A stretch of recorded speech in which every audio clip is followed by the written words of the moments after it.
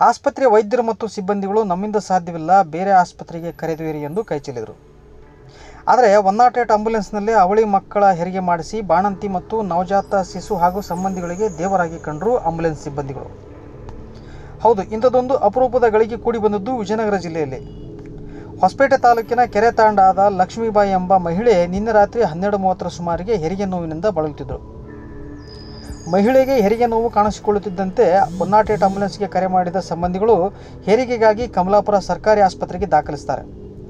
ಆದರೆ ಮಹಿಳೆಯ ಗರ್ಭದಲ್ಲಿ ಅವಳಿ ಮಕ್ಕಳು ಇರುವುದು ತಿಳಿದ ಆಸ್ಪತ್ರೆಯ ವೈದ್ಯರು ಮತ್ತು ಸಿಬ್ಬಂದಿಗಳು ಇದು ನಮ್ಮಿಂದ ಸಾಧ್ಯವಿಲ್ಲ, ಹೊಸಪೇಟೆ ಸರ್ಕಾರಿ 100 ಹಾಸಿಗೆ ಆಸ್ಪತ್ರೆಗೆ ಕರೆದೊಯ್ದು ಚಿಕಿತ್ಸೆ ಕೊಡಿಸಿ ಎಂದರು. ಬೇರೆ ದಾರಿ ಇಲ್ಲದೆ ಬಂದ 108 ಆಂಬ್ಯುಲೆನ್ಸ್ನಲ್ಲೇ ಹೊಸಪೇಟೆಗೆ ಕರೆದೊಯ್ಯಲು ಸಂಬಂಧಿಗಳು ಮುಂದಾಗ್ತಾರೆ. ಆದರೆ ದಾರಿ ಮಧ್ಯೆ ಮಹಿಳೆಗೆ ಹೆರಿಗೆ ನೋವು ಹೆಚ್ಚಾಗಿ ಸಾವು ಬದುಕಿನ ಮಧ್ಯೆ ಹೋರಾಟ ನಡೆಸ್ತಾಳೆ. ಪರಿಸ್ಥಿತಿ ಕೈ ಮೀರುವ ಮುಂಚೆಯೇ ಎಚ್ಚೆತ್ತ 108 ಆಂಬ್ಯುಲೆನ್ಸ್ನ EMT Suresh ambulance pilot Babu ಅವರಿಗೆ ಗಾಡಿಯನ್ನು ರಸ್ತೆ ಬದಿಗೆ ನಿಲ್ಲಿಸುವಂತೆ ಸೂಚಿಸುತ್ತಾರೆ.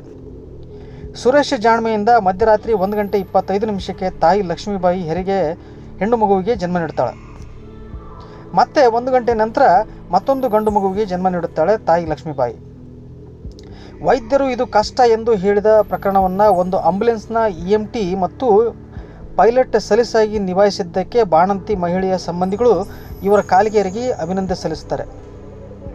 ಅದಕ್ಕೆ ಅನ್ನೋದು ಯಾರನ್ನೂ ಕೀಳಾಗಿ ಕಾಣಬೇಡಿ, ಯಾರಲ್ಲಿ ಯಾವ ಶಕ್ತಿ ಅಡಗಿವಾಗಿರುತ್ತೆ ಎಂದು ತಿಳಿಯುವುದು ಆ ಸಂದರ್ಭಗಳು ಕೂಡಿ ಬಂದಾಗ ಮಾತ್ರ. ಬಹುಶಃ 108 ಆಂಬ್ಯುಲೆನ್ಸ್ನ ಸಿಬ್ಬಂದಿಗಳು ಇಂಥ ನೂರಾರು ಪ್ರಕರಣಗಳನ್ನು ಸರಳವಾಗಿ ನಿಭಾಯಿಸಿದ ಉದಾಹರಣೆಗಳು ನಮ್ಮ ಕಣ್ಣು ಮುಂದೆ ಬಂದು ಹೋಗಿವೆ. ಗರ್ಭಿಣಿ ಮಹಿಳೆಯರ ಸಂಬಂಧಿಗಳು ಆಸ್ಪತ್ರೆಗೆ ಹೋಗಿ ಹಣ ಖರ್ಚು ಮಾಡಬೇಕಲ್ಲ ಎಂದು ಚಿಂತೆ ಮಾಡುವಾಗ ದೇವರಾಗಿ ಬಂದು ಅವರ ಕಷ್ಟವನ್ನು ದೂರ ಮಾಡಿದ್ದಾರೆ ಈ ಆಂಬ್ಯುಲೆನ್ಸ್ನ ಸಿಬ್ಬಂದಿಗಳು. ಒಂದು ವೇಳೆ ನಿಮಗೆ ಇಂಥ ಕಷ್ಟ ಎದುರಾದಾಗ ಆಂಬ್ಯುಲೆನ್ಸ್ ತಡವಾಗಿ ನಿಮ್ಮ ಮನೆ ಬಾಗಿಲಿಗೆ ಬಂದರೆ ದಯವಿಟ್ಟು ಅವ್ರ ಮೇಲೆ ರೇಗಾಡಬೇಡಿ. ಯಾಕಂದರೆ ಯಾರ ಕಷ್ಟವನ್ನು ದೂರ ಮಾಡಿ ನಿಮ್ಮ ಹತ್ತಿರ ಬಂದಿರುತ್ತಾರೋ ಅವರಿಗೆ ಮಾತ್ರ ಗೊತ್ತು. ಸುಮಾನಿ ಪಿಂಜಾರ್, ಹಂಪಿ ಮಿರಾರ್, ವಿಜಯನಗರ.